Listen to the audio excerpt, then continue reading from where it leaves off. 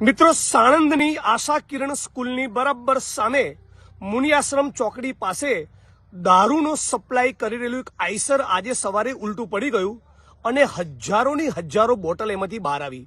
ત્યારે ગુજરાતના નાગરિકોને સવાલ થઈ રહ્યો છે કે આ દારૂ 30+ તૈયારી માટેનો હતો કે પેલા 8 ચોપડી પાસની ચોરીનો સામાન હતો। સમગ્ર ગુજરાત એક સુરે કહી રહ્યું છે કે અમારે ગુજરાતમાં બહેન દીકરીઓ માતાઓની વિધવા નથી કરવી, ડ્રગ્સ ચરસ ગાંજામાંથી ગુજરાતને મુક્ત કરવું છે।